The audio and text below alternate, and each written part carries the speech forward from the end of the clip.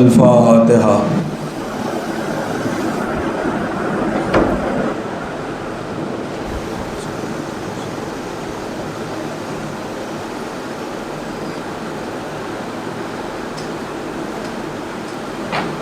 لا حول ولا قوة إلا بالله العلي العظيم۔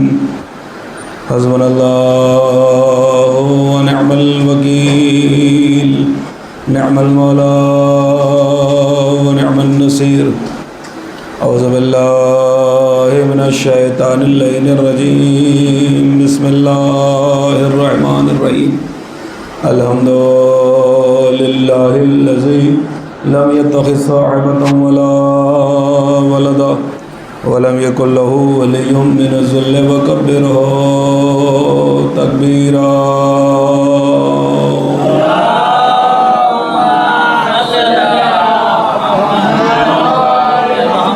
الذي داعيا إلى الله بإذنه وسراجا منيرا۔ الصلاة والسلام والتحية والإكرام على النبي الأمي المكي القرشي الهاشمي لقي الطعام سيدنا ومقتدانا وهادينا وسيلتنا في الدارين إمام القبلتين جد الحسن والحسين مولانا بالقاسم محمد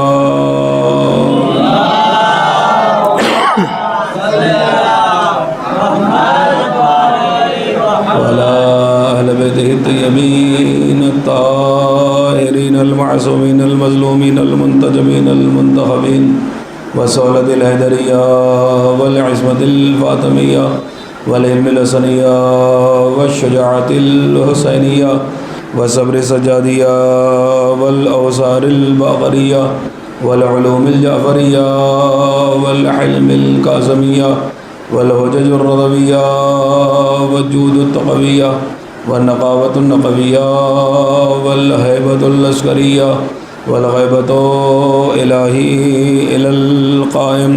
أما بعد فقد قال الله تبارك وتعالى في كتابه الحكيم وهو أصدق الصادقين وقوله الحق۔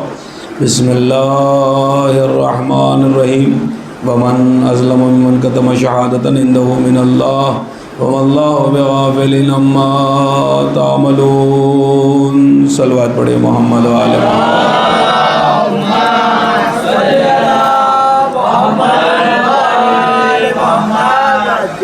اذان کرام قدر، موالیان حیدر کرار، عاشقان رسول و آل رسول علیہ الصلوۃ والسلام، جب سے فلک پر 1445 ہجری کا یہ چاند نمودار ہوا ہے، آپ حضرات مسلسل و حسینہ و علیہ کی صداؤں کے ساتھ فرش غم پر، فرش مجلس پر، فرش عزا پر تشریف لا رہے ہیں۔ اللہ آپ سب کو، تمام آنے والوں کو دنیا کے تمام مصائب سے محفوظ فرمائے۔ اذان کرام قدر، یہ ہماری سعادت، یہ ہماری خوش بختی، یہ ہماری خوش نصیبی ہے کہ انہوں نے فرش پر بلا کے ہمیں عرش پر بیٹھنے کا موقع عنایت فرمایا ہے۔ میں نے اس عشرہ مجالس کی دوسری یا تیسری تقریر میں آپ کے سامنے یہ کہا تھا کہ کبھی بھی مجلس کو مجلس کو اپنے اوپر بوجھ نہ سمجھنا، کبھی بھی یہ نہ سوچنا کہ جی صاحب رکھ دی گئی ہے تو اب کرنا پڑے گی، اب تو بیٹھنا پڑے گا، لوگ کیا کہیں گے۔ نہیں جی صاحب، یہ یاد رکھیے گا جتنی مجلسیں کر جاؤ اتنا خدا کا شکر ادا کرتے جاؤ کہ اللہ تیرا شکریہ کہ تو نے ایک موقع اور ہمیں امام معصوم کے ساتھ بیٹھنے کا عنایت فرمایا ہے۔ اذان گرامی قدر، چونکہ 40 کا زمانہ شروع ہو چکا ہے، مشی کا زمانہ شروع ہو چکا ہے، آپ کے بھی موبائل پر آپ کے بھی دوست گئے ہوں گے، آپ کے بھی اعزاء گئے ہوں گے، آپ کے بھی کوئی نہ کوئی چاہنے والا ضرور مشی پر گیا ہوگا۔ اللہ آپ سب کو جانا نصیب فرمائے۔ لیکن اب جب گئے ہیں تو دیکھیے بڑی بڑی تصویریں آ رہی ہیں، بڑے بڑے فوٹو آ رہے ہیں۔ جی صاحب کس بات کی؟ بھائی کسی نے اسٹیٹس پہ رکھ رکھا ہے، کسی نے ڈی پی پہ رکھ رکھا ہے، کسی نے فیس بک پہ اپلوڈ کر رکھا ہے، کسی نے اپنے چاہنے والوں کے گروپ میں فوٹو ڈال رکھے ہیں۔ بھائی کاہے کے فوٹو ہیں؟ کس چیز کے فوٹو ہیں؟ کل لگے بڑے بڑے عالموں کے فوٹو ہیں، ان کے ساتھ کھڑے ہوئے ہیں اور انہوں نے فوٹو کھنچا کے آپ کو بھیجا ہے۔ ابھی وہ کربلا میں ہیں لیکن فوٹو یہاں پہ بھیجا ہے۔ کیا بتانا چاہتے ہیں؟ کیا سمجھانا چاہتے ہیں؟ وہ اپنی قربت کو بتانا چاہتے ہیں کہ بھائی دنیا کے یہ بڑے عالم ہیں، نامور عالم دین ہیں، ہمیں ان سے تقرب حاصل ہو گیا ہے، ہمیں ان کے ساتھ فوٹو کھنچانے کا موقع مل گیا ہے۔ ذرا سوچئے تو صحیح، بھائی ایک عالم جس نے فرامین معصومین علیہ السلام کو یاد کر کے اور دنیا تک اس نے پہنچایا، اپنے علم کو دنیا تک پہنچایا اور وہ علم کے کمال پہ پہنچا ہے، اللہ نے اسے کچھ عظمت دی ہے، تو ہم اور آپ یہ سمجھ رہے ہیں کہ اس کے ساتھ فوٹو کھنچانا باعث شرف بن رہا ہے، باعث عزت بن رہا ہے۔ تو قسم خدا کی مجھے یہ بتائیے، اگر مولوی کے ساتھ فوٹو کھنچانا باعث شرف بن سکتا ہے تو پھر مولا کے ساتھ بیٹھنا۔ اللہ اکبر، اذان محترم، اللہ اکبر، اذان محترم۔ دیکھیے اگر آپ نے روضے کا فوٹو بھیجا ہوتا میں ہرگز یہ گفتگو نہ کرتا، اگر آپ نے ٹیلہ زینبیہ کا فوٹو بھیجا ہوتا میں ہرگز اس بات کو بیان نہ کرتا کہ جی صاحب آپ کا مقدر ہے، لیکن آپ دیکھیں کہ بڑے بڑے عالموں کے ساتھ فوٹو کھنچائے جا رہے ہیں۔ کیوں کھنچائے جا رہے ہیں؟ کہ اس لیے کہ بھائی دنیا کو پتہ چل جائے کہ ہمارے ان سے ملاقات ہوئی ہے، ہمارا ان کا واسطہ ہے۔ لیکن قسم خدا کی یہ ہم اور آپ مولوی کے ساتھ فوٹو کھنچانا باعث شرف سمجھتے ہیں، لیکن جس فرش کے اوپر مولا تشریف لا رہے ہوں صاحب، اگر ہم ان کے ساتھ نہیں بیٹھ پا رہے ہیں تو کسی طریقے سے بھی دھکا دے کے ڈھکیل کے بغل والے کو ہم یہ کوشش کرتے ہیں کہ ہمارا فوٹو ان کے ساتھ آ جائے۔ لیکن قسم خدا کی دیکھیے یہ آپ کا کیمرہ ہے، آپ نے اس کو کیپچر کیا ہے، آپ نے اس کا فوٹو لیا ہے، لیکن اگر فرش عزا کے اوپر صدق دل کے ساتھ آؤ گے تو پھر اللہ کے کیمرے میں تم بھی رہو گے، تمہارے یہ زمانے کا امام بھی رہے گا۔ ایک صلوات پڑھے محمد و آل محمد پر۔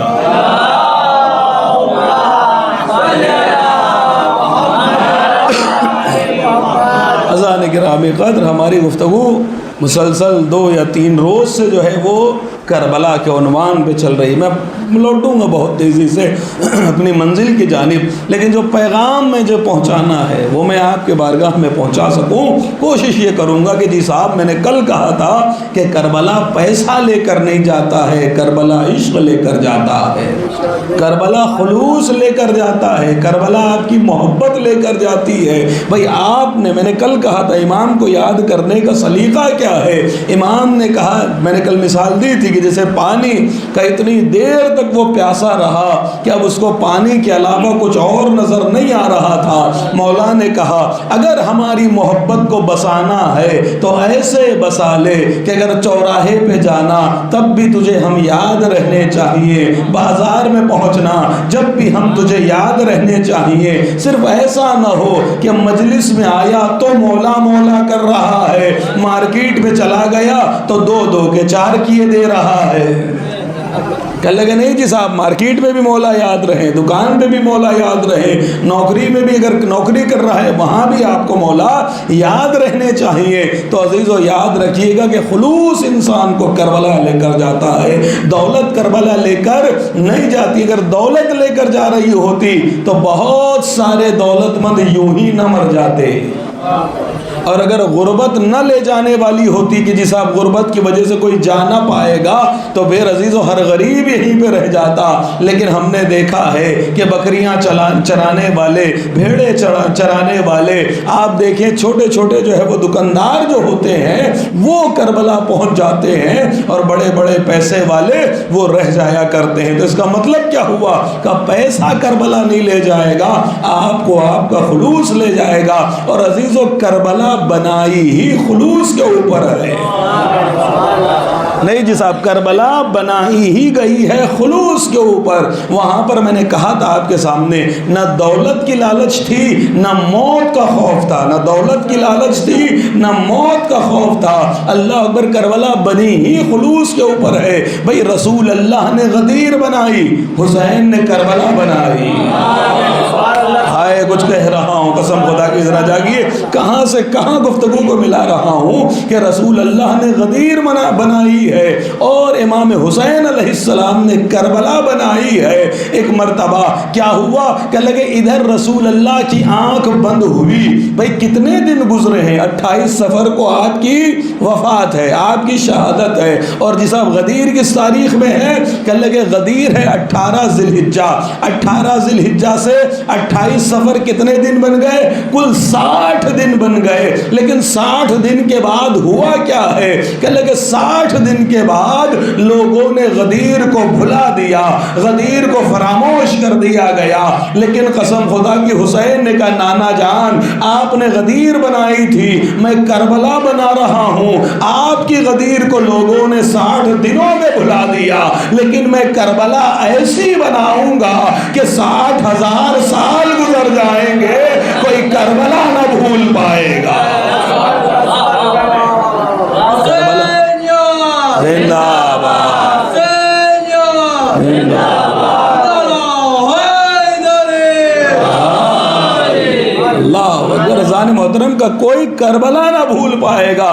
اسی لیے امام معصوم نے ارشاد فرمایا تھا جب کسی نے سوال کیا کہ مولا یہ اتنا زیادہ کربلا کا ذکر کیوں کرتے ہیں, امام حسین کی شہادت کا تذکرہ اتنی کثرت سے کیوں فرماتے ہیں, مولا نے پلٹ کر یہی جواب دیا تھا. مولا نے کہا ہم کربلا کربلا کربلا شہادت شہادت اس لیے زیادہ بیان کرتے ہیں کہ کہیں ایسا نہ ہو کہ جیسے لوگوں نے غدیر کو بھلا دیا ہے لوگ کربلا کو بھی بھلا دیں.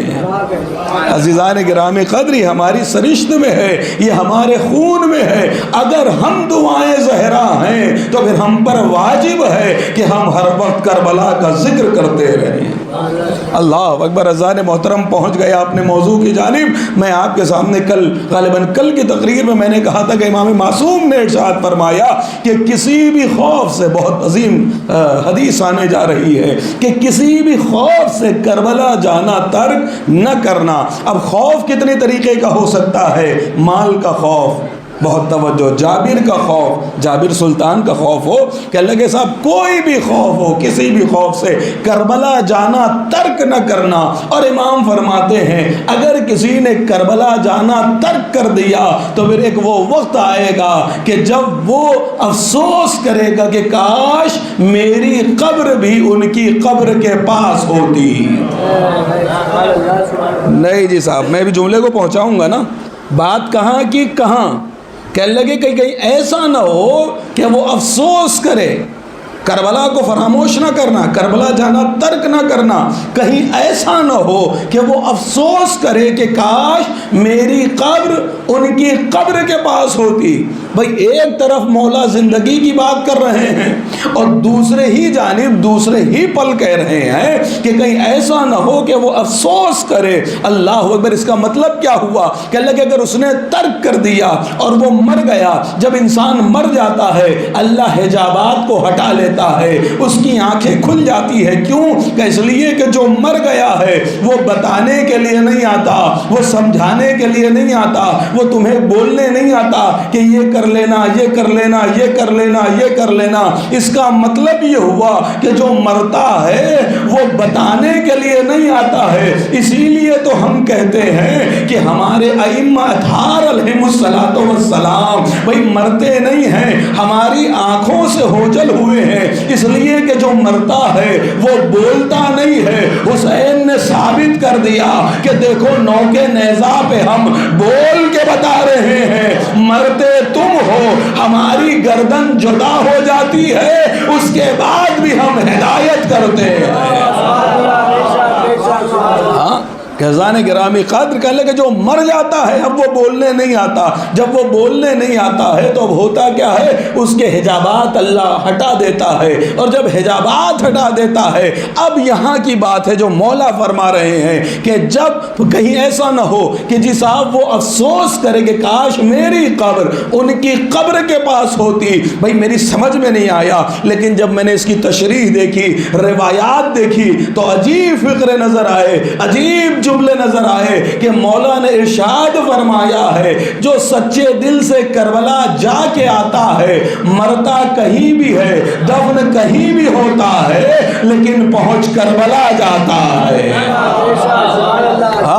کہ اللہ کے صاحب کہیں بھی ہوتا ہے، کہیں بھی ہو، چاہنے والا عشق رکھنے والا کہیں بھی ہوتا ہے، مرتا کہیں ہے، دفن کہیں ہوتا ہے، لیکن کہاں پہنچ جاتا ہے؟ کربلا پہنچ جاتا ہے۔ اور امام معصوم یہیں پہ نہیں رکے ہیں بلکہ بڑھ کے آگے ارشاد فرمایا، میرا مولا فرماتا ہے کہ دیکھو کہیں افسوس نہ ہو جائے، اور اس کے بعد فرماتے ہیں کہ کیا تم اس بات کو پسند نہیں کرتے، اس بات سے خوش نہیں ہو کہ اللہ تمہارا شمار ان لوگوں میں کرے کہ جن لوگوں کو رسول اللہ، علی مرتضی، فاطمہ زہرا اور ائمہ اطہار علیہم السلام دعا دیتے ہیں۔ نہیں جی صاحب میرا جملہ شاید نہیں پہنچا۔ کیا تمہیں پسند نہیں ہے کہ تم ان لوگوں میں شامل ہو جاؤ کہ جنہیں رسول اللہ، علی مرتضی، بی بی صدیقہ طاہرہ سلام اللہ علیہا اور ائمہ اطہار دعا دیتے ہیں؟ اس کا مطلب یہ ہوا کہ جو کربلا جاتا ہے وہ کربلا سے کچھ لائے یا نہ لائے لیکن ائمہ کی دعا ضرور لے کے آتا ہے۔ اللہ اکبر۔ عزیزان محترم، ائمہ کی دعا کیا ہوتی ہے؟ کہ ائمہ کی دعا اسے کہا جاتا ہے، ائمہ کی دعا۔ لیکن عزیزو یاد رکھیے گا، میں نے کہا تھا کہ کربلا جانا صاحب زائر بن کے جانا، ٹورسٹ بن کے نہ جانا۔ اللہ اکبر۔ اب یہ پتہ کیسے چلے کہ ہم نے جو زیارت کی ہے اس زیارت ہم زائر بنے تھے یا ہم ٹورسٹ، ہم گھومنے کے لیے گئے تھے؟ تو عزیزو یاد رکھیے گا، اگر آنے کے بعد دل میں یہ چبھن محسوس ہوئے کہ کھانا اچھا نہیں ملا، ہوٹل اچھی نہیں ملی، اے سی ٹھیک نہیں تھا، بھائی میں کچھ کہہ رہا ہوں، اگر آپ کو اب یہ آپ کے ہاتھ میں ہے نا، میں تو کسی کو کچھ نہیں کہہ رہا ہوں، یہ تو آپ کے ہاتھ میں ہے۔ جو جا کے آ رہا ہے جب واپس آ جائے، اگر اسے اس بات کی جلن ہوئے، اس کے بعد اس کے دل میں اس بات کی ٹیس اٹھ رہی ہو کہ بھئی کھانا اچھا نہیں ملا، اے سی اچھا نہیں تھا، کمرہ اچھا نہیں تھا، نیٹ ورک ٹھیک ٹھاک نہیں آ رہے تھے، تو سمجھ لینا کہ وہ زیارت کو نہیں گیا تھا۔ لیکن جس کے دل میں یہ چبھن ہو رہی ہو کہ بھائی اتنی زیارت کی لیکن دل نہیں بھرا، بھائی یہ نہیں کر سکا، یہ زیارت نہیں کر سکا، یہ اور کر لیتا، یہ اور کر لیتا، جہاں پر عبادات کی خاطر دل میں تکلیف ہو رہی ہو، سمجھ لینا کہ تم زیارت کر کے آ رہے ہو، اور جہاں آرام کی وجہ سے تکلیف ہو رہی ہو تو سمجھ لینا کہ جیسے گئے تھے ویسے ہی واپس آ رہے ہو۔ ایک صلوات پڑھے محمد و آل محمد پر۔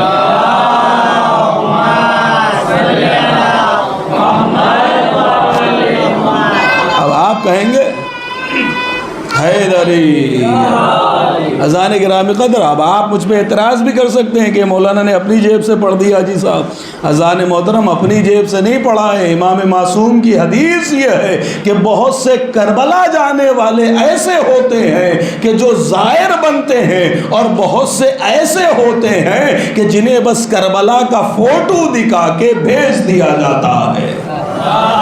اللہ اکبر۔ اذان محترم بہت بڑا جملہ میں نے آپ سے کہا، بھائی کچھ ایسے ہوتے ہیں کہ جو کربلا کا صرف فوٹو دکھا دیا جاتا ہے، ہاں وہ ظاہر نہیں ہوتے ہیں بلکہ فوٹو دکھا دیا جاتا ہے اور وہ واپس آ جاتے ہیں۔ اب پتہ کیسے چلے کہ کس نے زیارت کی ہے اور کس کو فوٹو دکھایا گیا ہے؟ تو میزان آپ کے ہاتھ میں ہے۔ اگر تکلیفیں اٹھانے کے بعد خوشی محسوس ہو رہی ہو،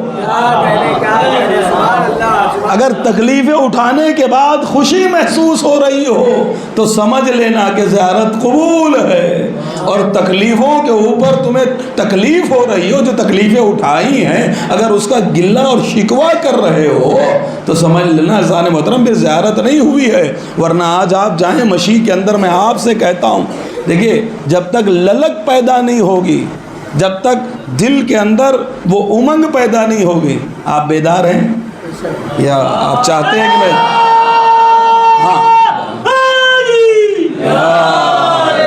اور بلند ترین صلوات پڑھے محمد والے محمد پر؟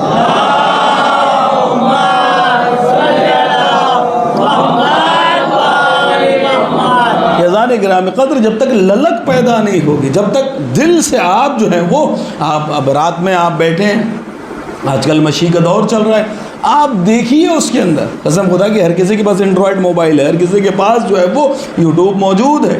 آپ رات میں لیٹے ہیں، کچھ اور دیکھنے سے بہتر یہ ہے کہ مشیع دیکھیں آپ۔ اور آپ عزیزان محترم قسم خدا کی یہ یاد رکھیے گا، مشیع کا مطلب ہے چلنا، مشیع کا مطلب ہے چلنا۔ بات سمجھے نہیں آپ، میں کہوں علمدار، آپ نے کیا سمجھا؟ حسن علی بتاؤ علمدار یعنی کون؟ بولو بولو شہزاد اللہ، مولا ابو الفضل عباس، آپ بتائیے علمدار یعنی کون؟ مولا عباس آپ بتائیے علمدار یعنی کون؟ آپ بتائیے علمدار یعنی کون؟ قسم خدا کی علمدار کا مطلب ہوتا ہے علم والا۔ میں نے مولا عباس نہیں، آپ کہہ رہے تھے مولا عباس، میں نے تو کہا علمدار کا مطلب ہوتا ہے علم والا۔ بھائی ایسا تو نہیں ہے کہ پہلے ہی دن سے علم غازی عباس کے پاس تھا، بھائی پہلے علم بردار ہیں حضرت حمزہ، دوسرے علم بردار ہیں جعفر طیار، تیسرے علم بردار ہیں علی مرتضیٰ، پھر ان کے بعد علم بردار ہے غازی ابو الفضل عباس۔ لیکن میں نے ادھر علم بردار کہا، نہ علی سمجھ میں آئے، نہ جعفر طیار سمجھ میں آئے، نہ حضرت حمزہ سمجھ میں آئے، یہ علمدار حضرت ابو الفضل عباسی کیوں سمجھ میں آئے؟ کہنے لگے علم سے غازی کچھ ایسا وابستہ ہو گیا، علم کو غازی نے کچھ اس انداز سے علم برداری دی ہے، علم برداری کی ہے، علم بردار بولا جائے گا اور مولا عباس سمجھ میں آ جائیں گے۔ تو مشیع کے معنی ہے چلنا۔ بھائی آپ چلیں تب بھی مشیع ہے، میں چلوں تب بھی مشیع ہے، لیکن آج پوری دنیا کے اندر ادھر مشیع بولی گئی اور ادھر نجف سے کربلا کا روٹ سمجھ میں آ گیا، کربلا سے نجف تک چلنا، نجف سے کربلا تک چلنا سمجھ میں آ گیا۔ اس کا مطلب یہ ہوا، اس کا مطلب کیا ہوا کہ اس کا مطلب یہ ہوا کہ اس چلنے کو اگر حسین سے تم منسوب کر دو تو اتنا متبرک ہو جاتا ہے، اگر یہ چلنا حسین سے منسوب ہو جائے تو اتنا متبرک ہو جاتا ہے جی صاحب کہ لگے کہ ادھر مشیع بولی گئی اور ادھر آپ فوراً سمجھ گئے کہ جی صاحب نجف سے کربلا جانا، نجف سے کہاں جانا؟ کہ لگے کربلا جانا۔ اور قسم خدا کی یہ معجزہ نہیں ہے تو کیا ہے؟ بھائی آج دیکھیے کتنے لوگ پہنچ گئے ہیں، کتنے؟ کہ لگے 5 کروڑ 7 کروڑ، ابھی آئے گی تعداد، ابھی تو لوگ پہنچ رہے ہیں نا، ابھی تعداد آئے گی، اور جب تعداد آئے گی تب دیکھیے گا اللہ اکبر۔ کہ لگے صاحب کتنی تعداد، کہ لگے ایک جم غفیر ہے اللہ اکبر جو پہنچی ہوئی ہے۔ بہت توجہ چاہوں گا بھائی، ہم حج پہ بھی گئے اور ہم جو ہے وہ کربلا بھی گئے، ہم نے دونوں کے احاطے دیکھے ہیں اپنی نگاہوں سے، دونوں چیزیں ہم نے اپنی آنکھوں سے دیکھی ہے، کعبے کا احاطہ بھی دیکھا ہے اور کربلا کا احاطہ بھی دیکھا ہے۔ اللہ اکبر، وہاں پہ 30 سے 35 لاکھ لوگ پہنچ جاتے ہیں، کندھے سے کندھا ٹکرانے لگتا ہے، ہمیں کسی کی پسلی ٹوٹ جاتی ہے، کسی کا پیر ٹوٹ جاتا ہے، کسی کا ہاتھ ٹوٹ جاتا ہے۔ بھائی ہم نے خود دیکھا ہے حجر اسود کے پاس جو عالم ہوتا ہے کہ اللہ کے صاحب کمزور دل والے کا کام نہیں، کمزور بدن والے کا کام نہیں، میں نے کہا بھائی کیوں کام نہیں ہے؟ کہنے لگے آتے ہیں بڑے بڑے اونچے اونچے قد کے جی صاحب، ہر دیش سے آ رہے ہوتے ہیں نا، کہنے لگے اس انداز کی کوہنی مارتے ہیں۔ ہمارے ساتھ ایک آدمی تھے، ان کو ایسی کوہنی ماری کہ جی صاحب یہاں کی ہڈی ٹوٹ گئی۔ اب سوچئے قسم خدا کی بھائی کہاں پہ آئے ہیں آپ؟ کہنے لگے حجر اسود کو بوسہ دینے کے لیے آئے ہیں، اور ایسی آپ نے کوہنی مار دی۔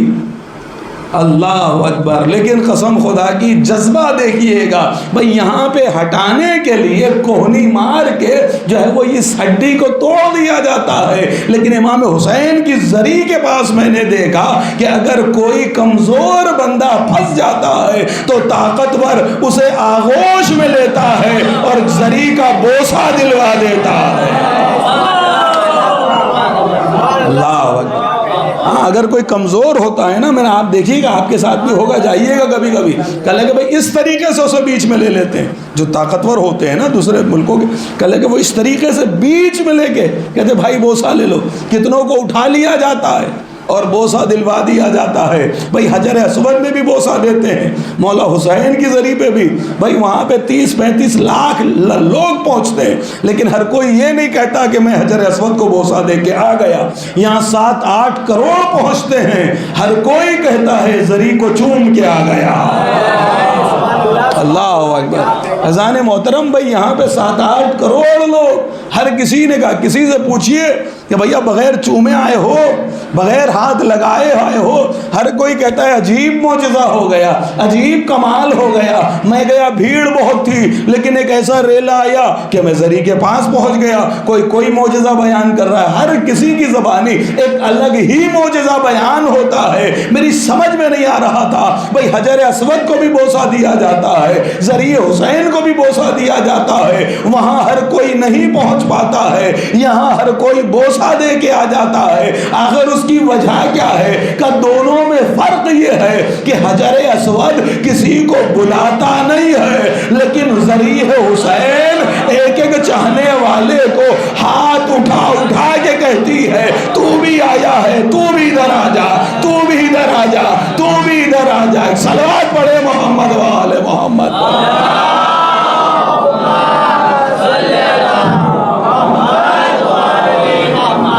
ذان محترم اب کعبے کی گفتگو آئی ہے، چند باتیں آپ کے سامنے عرض کیے دیتا ہوں۔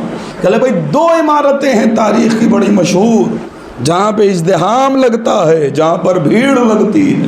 ایک کو کہا جاتا ہے کعبہ، دوسرے کو کہا جاتا ہے کربلا۔ ایک بنائی نبی نے، ایک بنائی امام نے۔ میں کچھ کہہ رہا ہوں، جب کعبے اور کربلا کی گفتگو ہوتی ہے تو کچھ لوگ یہ کہہ دیتے ہیں کہ صاحب کعبہ جانا واجب، کربلا جانا مستحب۔ اما یہ واجب اور مستحب کی بات نہیں ہے، بلکہ جہاں بھائی دیکھیں سمجھیے گا اس بات کو کہ بھائی جہاں پر دمبا ذبح ہو جائے وہاں جانا واجب ہو، اور جہاں پر خود حسین ہو، اللہ اکبر، بھائی جہاں پر دمبا ذبح ہو جائے وہاں جانا تو واجب ہو، اور جہاں پر خود حسین ہو تو اذان محترم آخر وجہ کیا ہے کہ وہاں واجب یہاں مستحب۔ کہ لگے یہ حسین کا کرم تھا کہ حسین نے ہم غریبوں کا بھرم رکھ لیا۔ اور عزیز و دوسری وجہ بتاؤں، کہ لگے کہ وہ کعبہ جو واجب ہے نا، اگر کوئی امیر ہو اور بغیر حج کے مر جائے تو روایت یہ کہتی ہے کہ وہ دین اسلام پہ نہیں مرے گا، وہ پھر یہودی یا عیسائی اٹھایا جائے گا اگر اس کے اوپر حج باقی رہ گیا۔ ارے حسین نے کتنا بڑا کرم کر دیا۔ اگر کعبہ بھی کربلا بھی واجب ہو جاتا، کچھ کہہ رہا ہوں، اگر کربلا بھی واجب ہو جاتی، کوئی ماتم کرنے والا، کوئی رونے والا دنیا کی غفلت میں پڑ کے اگر کربلا نہ جاتا تو اس کا حشر کیا ہوتا؟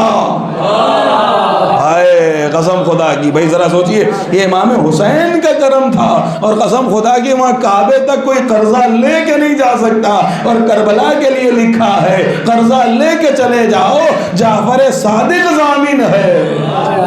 ایک صلوات پڑھے محمد و آل محمد پر۔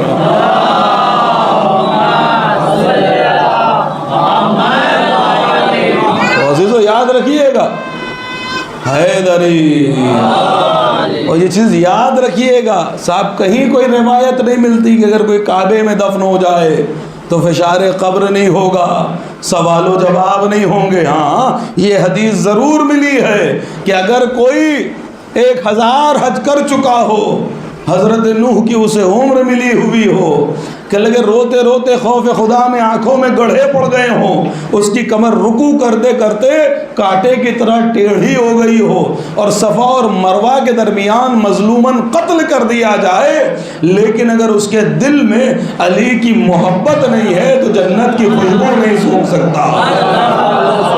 بھائی اگر اس کے دل میں علی کی محبت نہیں ہے تو وہ جنت کی خوشبو بھی نہیں سونگھ سکتا۔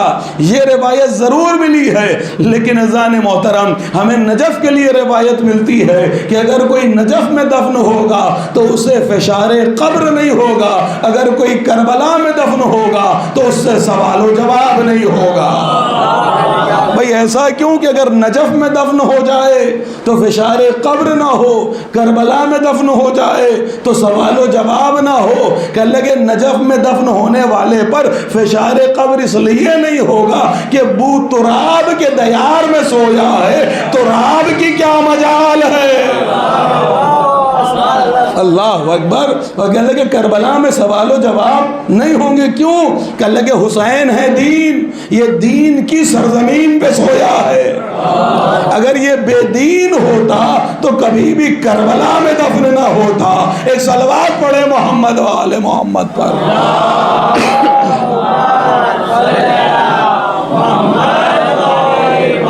اگر یہ بے دین ہوتا تو کبھی بھی اسے کربلا نصیب نہ ہوتی، یعنی دیندار ہی کو۔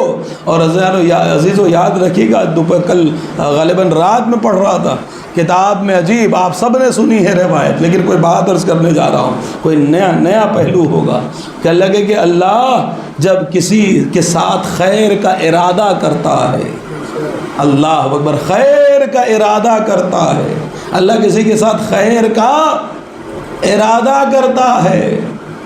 اما آپ جملہ سمجھے نہیں ہیں، جب خیر کا ارادہ کرتا ہے تو اس کے دل میں محبت حسین اور زیارت حسین کو ڈال دیتا ہے۔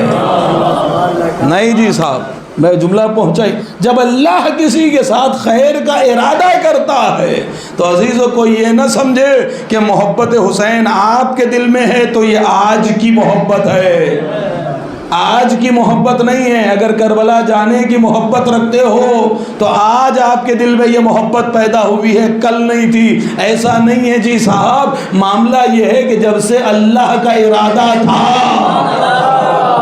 اب جملہ پہنچائے، جب سے اللہ کا، بھائی نہیں سمجھے، انما یرید اللہ لیذھبا، بھائی اللہ کا ارادہ یہ ہے، تو اب اللہ کا ارادہ کب سے ہے؟ کہ لگے جب سے اللہ ہے تب سے۔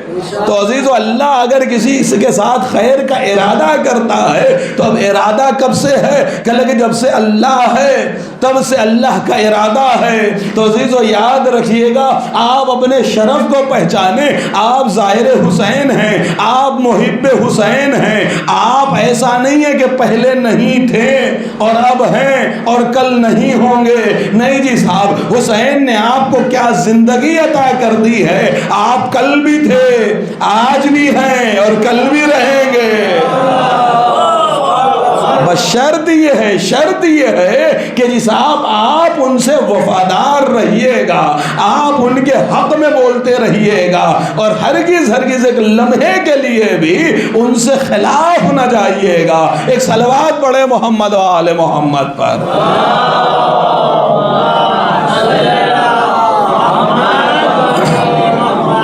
اللہ اکبر۔ تو عزیزان گرامی قدر کہ اللہ کے جی صاحب، اب وہ بہت ساری باتیں قسم خدا کی آپ دیکھیں، آپ پورے چینل بہت سارے، اب تو بہت چینل، بڑی آسانیاں ہو گئی ہیں، بڑے چینل ہیں، قسم خدا کی کس انداز سے مشی ہو رہی ہے، کس انداز سے لوگ قربان ہوئے چلے جا رہے ہیں۔ میں نے کل آپ کے سامنے عرض کیا تھا کہ لگے عراق کے اندر جب بیٹی کی شادی ہوتی ہے اور گھر میں بہو آتی ہے تو اس کا جہیز کھولا نہیں جاتا ہے، بلکہ پہلے مشی کے اندر اس جہیز کو رکھ دیا جاتا ہے کہ پہلے عزادار استعمال کریں گے، یہ زائرین حسین استعمال کریں گے، اور یہ جب ان سے جھوٹے جس کو کہیے پرانے ہو جائیں گے تب ہمارے گھروں میں آئیں گے۔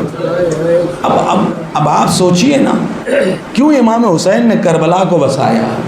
ہاں کیوں بسایا؟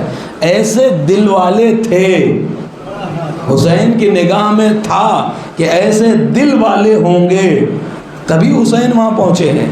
عزیز و حسین کو بلانا آسان نہیں ہے، پہلے دل کا اتنا بڑا کرنا ضروری ہے۔ نہیں شاید میرا جملہ پہنچایا، جن کو پہنچ گئے اللہ ان کو سلامت رکھے۔ بھائی حسین علیہ السلام نے جو کربلا بسایا، یہ مولا علی نے جو نجف کو بسایا، کیوں بسا لیا؟ انہیں معلوم تھا کہ جی صاحب ایسے ایسے دل والے آنے والے ہیں۔ ہاں امام حسین علیہ السلام نے پوری دنیا کو چھوڑ کر ہندوستان کی خواہش کی ہے۔ کیوں خواہش کی ہے؟ کہ ان کو پتا تھا یہاں پہ ایسے عزادار ہوں گے۔ بھئی جہاں پہ عزادار ہوں گے وہاں کی خواہش کی ہے، جہاں کے خدمتگار ہوں گے وہاں رہنا پسند کیا ہے۔ اللہ اکبر، اللہ اکبر۔ میں نے بہت بڑا جملہ آپ کے سامنے کہا ہے بھائی، آپ سوچے تو صحیح، آپ سوچے تو صحیح کہ لگے یہاں عزادار ہوں گے ویسے، تو لہٰذا آنے کی خواہش کی تھی، وہاں پہ خدمتگار ہوں گے ویسے، ہاں تو وہاں رہے ہیں حسین، وہیں پہ رہ گئے ہیں امام حسین علیہ السلام۔ اللہ اکبر۔ اذان محترم آگے بڑھ جاؤں کہ لگے یہ زیارت امام حسین علیہ السلام، چونکہ 40 کا سلسلہ ہے، اور دیکھیے یہ بار بار آپ کو بتانا پڑے گا، آپ کو سمجھانا، آپ کو جگانا ہماری ذمہ داری ہے۔ اللہ آپ سب کو جانا نصیب فرمائے۔ آپ کی آنکھوں میں آنسو آ گئے ہیں، قسم خدا کی اگر خلوص کے ساتھ ایک مرتبہ کہہ دو السلام علیکہ یا ابا عبداللہ، بھائی اتنا کہہ دینا کافی ہے، وہ تمہیں ثواب دے دیں گے۔ شاید میرا جملہ نہیں پہنچا، جناب عمرو بن جموح، جب آپ کہیں گے کہ ثواب مل گیا تو اب جائیں کیوں؟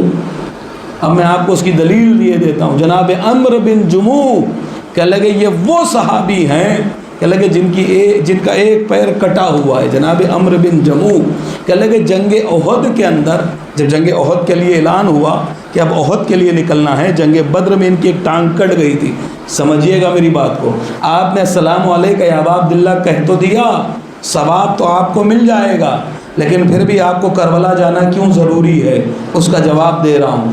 کہنے لگے جناب عمرو بن جموح ٹانگ کٹی ہوئی ہے، رسول اللہ نے اعلان کیا کہ اب احد میں جانا ہے لڑنے کے لیے، اور اسلام کا قانون یہ ہے کہ عورت پر، معذور پر، بوڑھے پر، کمزور و لاغر کے اوپر جہاد ساقط ہو جاتا ہے۔ بھائی امام سید سجاد بیمار ہے نا، جہاد ساقط ہے نا، سمجھ رہے ہیں آپ؟ کہ لگے لاغر پر، بوڑھے پر، بیمار پر بہت توجہ، معذور، پیر کٹا ہو، ہاتھ کٹا ہو، ہٹا کٹا ہے لیکن ہاتھ ہی نہیں ہے، کیا کرے گا؟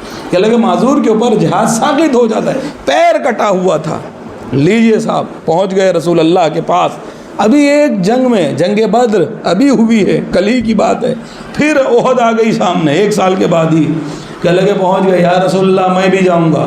کہ لگے تمہیں اسلام کا قانون معلوم نہیں ہے کہ جو معذور ہوتا ہے اس پر سے جہاد ساقط ہوتا ہے؟ کہ جیسے یہ سنا رونے لگے، اور اتنا روئے کہ آنکھیں لال ہو گئی۔ جب آنکھیں لال ہو گئی تو اللہ کی جانب سے فرشتہ نازل ہوتا ہے، نازل ہونے کے بعد کہتا ہے یا رسول اللہ اسے خوشخبری دے دیجئے کہ صاحب یہ جو اتنا شوق شہادت میں رویا ہے اللہ نے شہیدوں کا اجر عطا کر دیا ہے۔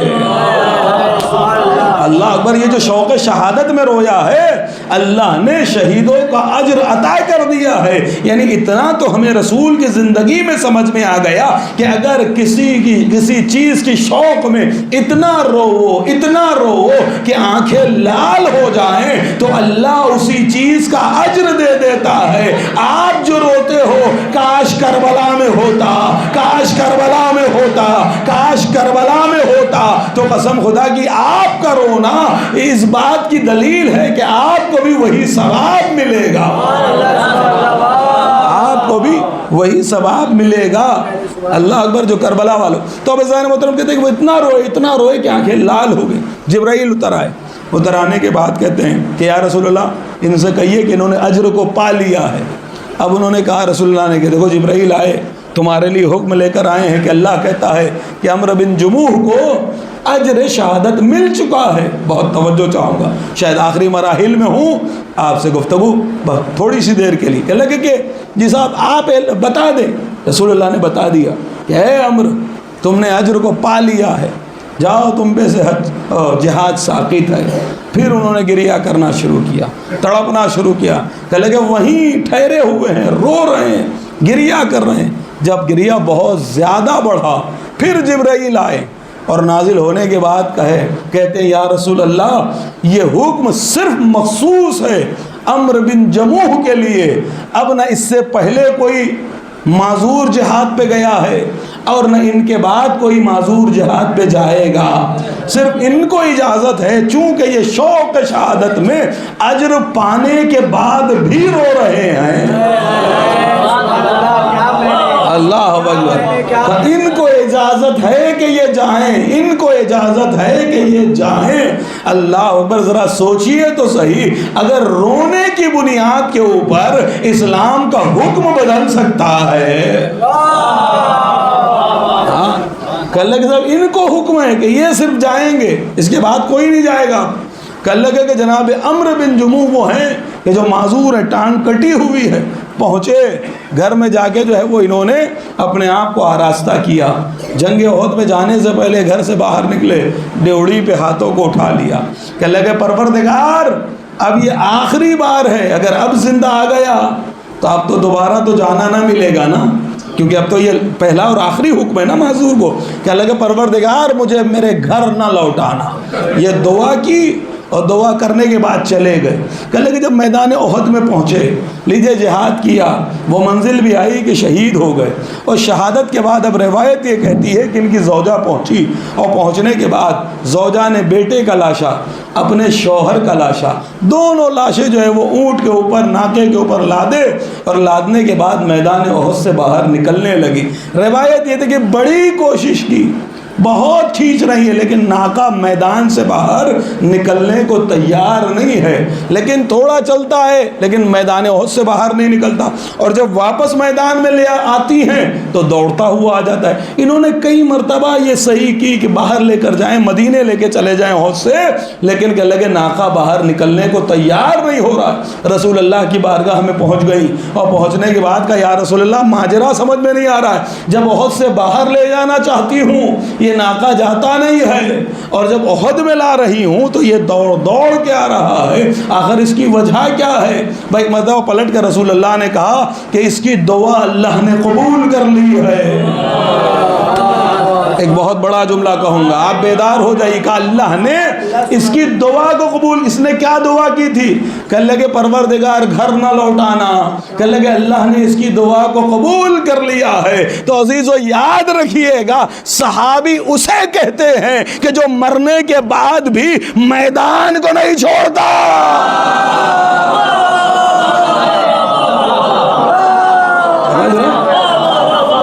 کہ اللہ کے ساتھ تو اب اللہ کے جناب عمرو بن جموح مخصوص اللہ کی جانب سے مخصوص حکم ملا جناب عمرو بن جموح کہ جائیں اور جا کر جہاد کریں، وہ شہید ہوئے۔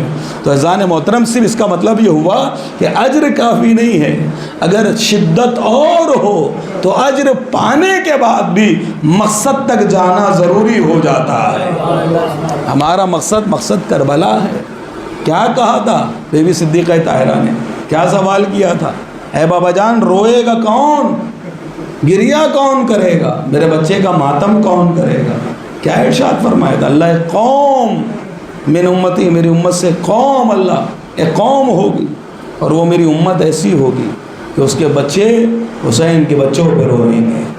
اللہ اکبر۔ اذان گرامی قدر، اس کے جوان میرے جوان کا ماتم کریں گے، اس کے بوڑھے میرے بوڑھوں کا ماتم کریں گے۔ اذان گرامی قدر، امام حسین علیہ السلام کی، امام حسین کی جو کربلا ہے، اسے فراموش نہ کیجیے گا، اسے نہ بھولیے گا۔ کیوں جی صاحب؟ کہ لگے کربلا وہ ہے جس نے ہمیں زندہ رکھا ہے۔ اب میں آپ کے سامنے ایک روایت پڑھتا ہوں عزیز، و روایت کو تھوڑی سی دیر کے لیے، کہ لگے روایتوں کے جملے یہ ہیں کہ امام ارشاد فرماتے ہیں کہ جو حسین کی زیارت کے لیے قربتاً اللہ جاتا ہے وہ بے سایہ نہیں ہوتا ہے، رحمت پروردگار کے سائے میں ہوتا ہے۔ بڑی تسلی سے آپ الحمدللہ سن رہے ہیں، اور میں بھی آپ کو یہی چاہتا تھا کہ آج ذرا تسلی سے سناؤں گفتگو۔ کہ ہمیں شوق ابھرے، ہمیں شوق پیدا ہوئے۔ جو اب تک نہیں گئے ہیں میں ان سے گزارش کروں گا اگلے برس تک ضرور چلے جائیے گا۔ اللہ آپ سب کو شاد و آباد ہے۔ زندگی اور موت کا کوئی بھروسہ نہیں ہے۔ ہم کما تو پھر لیں گے، ہم دولت تو پھر حاصل ہو جائے گی، لیکن اگر یوں ہی چلے گئے، اللہ اکبر۔ عزیزو یاد رکھیے گا، ایک روایت پڑھ رہا تھا، کہنے لگے کہ مولا نے ارشاد فرمایا جو حسین کی زیارت کو جاتا ہے اللہ اس کے رزق میں اضافہ کر دیتا ہے، اس کی عمر کو طولانی کر دیتا ہے، اور دنیا کی بلاؤں اور بدیوں کو اس سے دور کر دیتا ہے۔ یہ کربلا ہے۔ اور اس سے بڑی بات بتاؤں، کہ اللہ کے صاحب جو کربلا جاتا ہے جتنا پیسہ اس نے زیارت میں خرچ کیا ہے اتنا رزق میں شمار نہیں ہوتا ہے، اور جتنی عمر زیارت میں خرچ کی ہے اتنی عمر زندگی میں شمار نہیں ہوتی ہے۔ کیا مطلب؟ کہ اللہ اس کا مطلب یہ ہے کہ اگر اللہ نے تمہارے نصیب میں 1,00,000 روپے کا رزق لکھا ہے، اور اگر آپ نے اس رزق میں سے صاحب 20,000 روپے زیارت حسین کے لیے خرچ کر دیے نا، تو وہ جو 1,00,000 ملنا ہے وہ تو 1,00,000 ملے گا ہی، لیکن یہ ساتھ میں جو 20,000 آپ نے حسین پہ خرچ کیا ہے نا، یہ 20,000 جو ہیں آپ کو ایکسٹرا ملیں گے۔ کہتے ہیں نا کہ بھائی موت ٹل نہیں سکتی، رزق کوئی لے نہیں سکتا، مقدر کا کوئی چھین نہیں سکتا۔ اللہ اکبر۔ ارے حسین اسی کو تو کہتے ہیں کہ جو مقدر کو تبدیل کر دیتا ہے۔ بھئی جتنا رزق آپ کے مقدر میں لکھا ہے اس سے زیادہ کہتے ہیں نا مل نہیں سکتا ہے آپ کو، لیکن اگر حسین پہ خرچ کرو کہ اللہ کہ وہ آپ کے رزق میں شمار نہیں ہوتا ہے۔ آپ سمجھ گئے بات کو کہ اللہ کہ رزق میں شمار نہیں ہوتا ہی نہیں۔ اگر 1,00,000 تمہاری زندگی میں لکھا ہے تو اب 20,000 تو حسین پہ خرچ کر دیا، تو کیا مطلب 80,000 ہم پر؟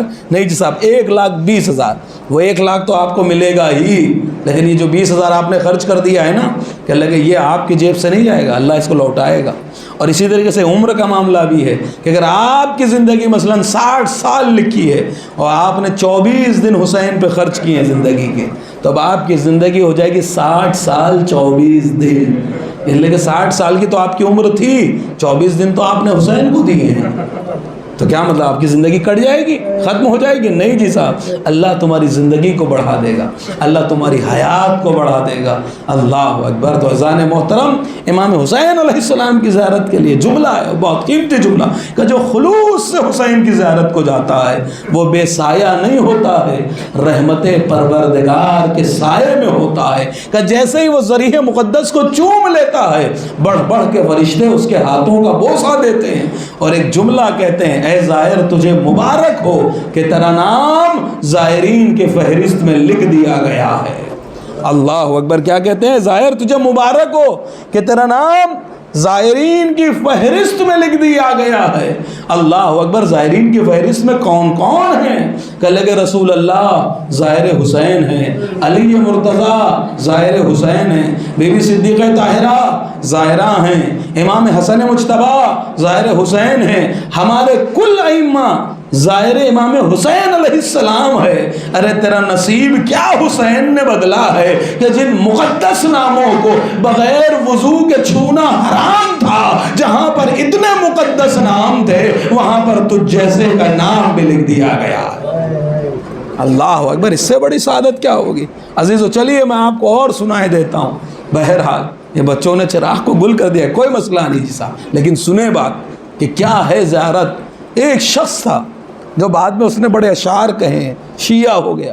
عزیزو اس کا کام یہ تھا کہ وہ کربلا کے قریب جو تھا زائرین کو لوٹا کرتا، وہ جھاڑیاں تھی قریب میں، چھپ جایا کرتا تھا، اور جب قافلے گزرتے تھے تو ان پہ حملہ کر کے انہیں سارا مال ان کا لوٹ لیا کر۔ لگا ایک بار ایسا ہوا کہ وہ بیٹھا تھا گھات لگا کے، بیٹھے بیٹھے بیٹھے بیٹھے بہت دیر گزر گئی لیکن کوئی قافلہ نہیں آیا۔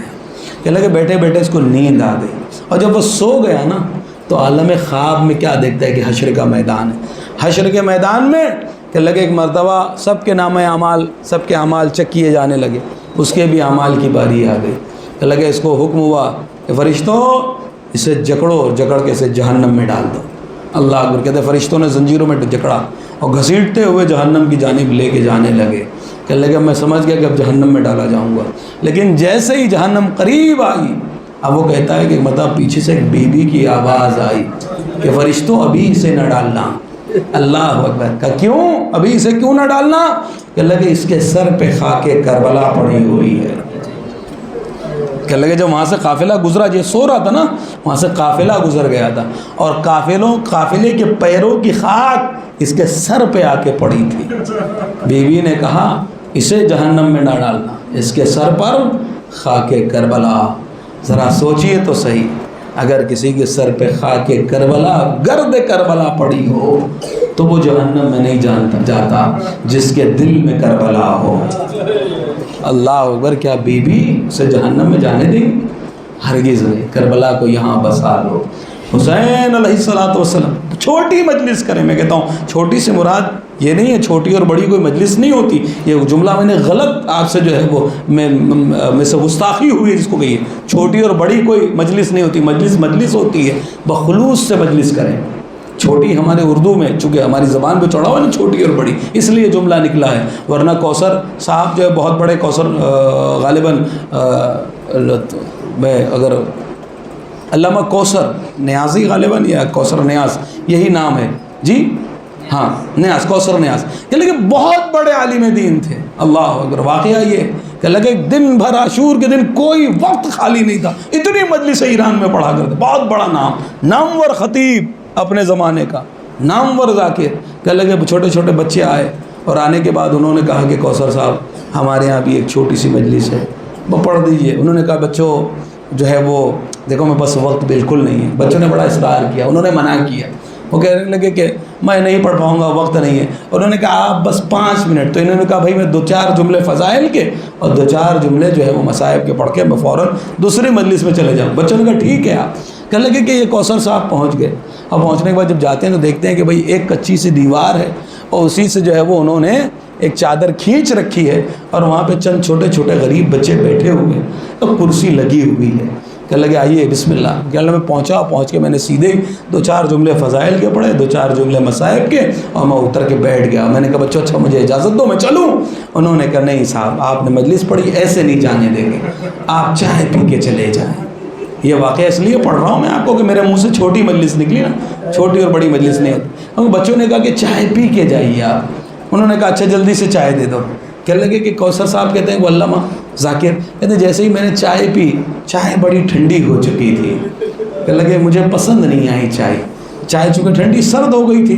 کہتے ہیں ایک مرتبہ بچوں نے جب ادھر ادھر دیکھا، میں نے دھیرے سے قالین ہٹایا، کچا فرش تھا زمین پہ تھا، میں نے وہیں پہ چائے انڈیل دی اور میں نے کپ جو ہے وہ رکھ دیا. میں کہا بچوں اچھا اجازت ہے میں چلوں؟ کہنے لگے ہاں آپ جائیے آپ جا سکتے ہیں. کہنے لگے رات ہوئی، عالم خواب میں دیکھا کہ بی بی تشریف لائی ہے. بی بی تشریف لاتی ہے اور لانے کے بعد کہتی ہے کوثر آج ہم نے تیری مجلس کو قبول کر لیا. اللہ اکبر. آج ہم نے تیری مجلس کو قبول کیا ہے. کہنے لگے بی بی کون سی میری مجلس قبول ہو گئی؟ اب انہوں نے گرانا شروع کیا. وہ جو فلاں مجمع میں پڑھی. کہنے لگے نہیں. فلاں مجمع میں پڑھی. کہنے لگے نہیں. فلاں مجمع میں پڑھی. کہنے لگے نہیں. پھر کون سی مجلس؟ کہنے لگے وہ جو تم نے چند بچوں میں پڑھی تھی ہم نے اسے قبول کر لیا، لیکن ایک بات ہے تم نے جو چائے نہیں پینا تمہیں شاید معلوم نہیں تھا، وہ چائے ہم نے اپنے ہاتھوں سے بنائی تھی. اللہ اکبر. تو اللہ نے محترم تھوڑا سا بچے، تھوڑا سا وقت دے حسین کے لیے، خلوص والا وقت دے دینا. بی بی صدیقہ طاہرہ ضرور آئیں گی، تمہارے دلوں میں خلوص پیدا ہونا چاہیے. اللہ اکبر. ہاں عزیزوں میں کہوں گا بی بی مجلسوں میں آ رہی ہے، لیکن ایک وہ وقت تھا کہ جب کربلا میں کہیں سکینہ آواز لگا رہی ہے، کہیں پہ زینب آواز لگا رہی ہے. اللہ اکبر. روایتوں کے جملے یہ ہیں کہ جب 11 محرم آئی ہے، سکینہ کو رسیوں میں باندھ کے گھسیٹا گیا ہے، میری اور آپ کی شہزادی 7 قدم سے زیادہ نہ چل سکی.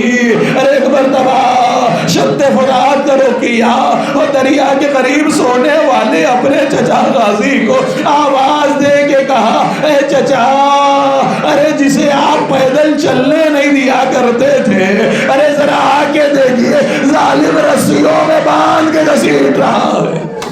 روایتیں یہ کہتی ہے کہ جب مدینے میں میری اور آپ کی 4 برس کی شہزادی سکینہ چلا کرتی تھی نا، اور مولا عباس دیکھ لیا کرتے تھے، بڑھ کے فوراً گودی لے لیا کرتے تھے اور گودی میں اٹھا کے کہتے تھے اے شہزادی، اے آقا زادی، ارے غلاموں کے ہوتے ہوئے آقا زادیاں زمین پہ نہیں چلا کرتی.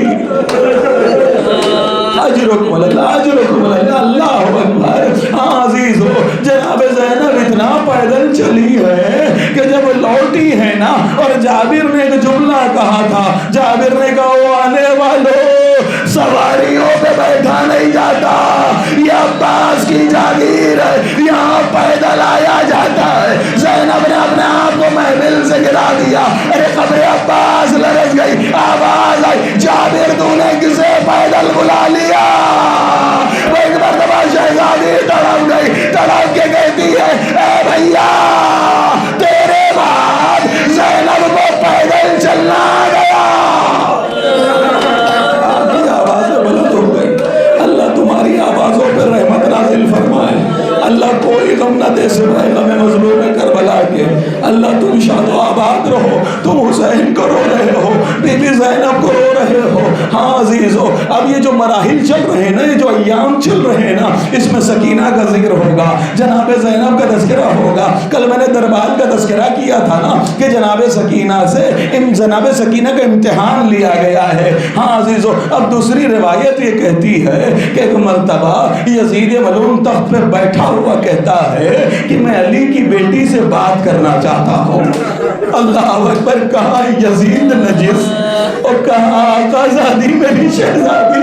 ایک مرتبہ فضا آگے بڑھ گئی اور اپنی شہزادی کا پردہ بن گئی. یزید ملعون کہتا ہے شمر یہ ضعیفہ کون ہے, اسے سامنے سے ہٹا دو, میں زینب سے کلام کرنا چاہتا ہوں. بی بی فضا آگے کھڑی رہی کہ تو ایسے ہی کلام کر, میں اپنی شہزادی کا پردہ بن جاؤں گی. میں روایت کہتی ہے شمر نے ایک مرتبہ کوڑے کو نکالا, فضا کی جانب بڑھا.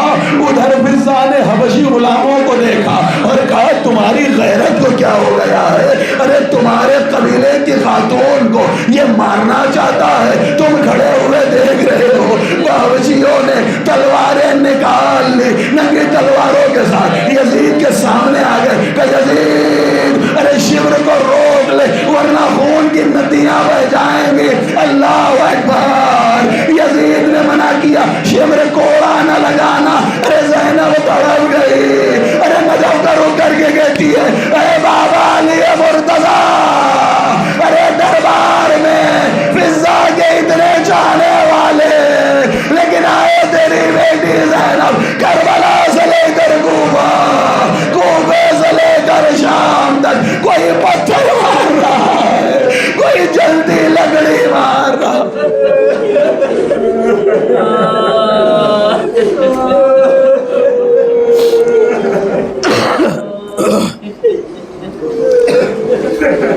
انا للہ و انا الیہ راجعون.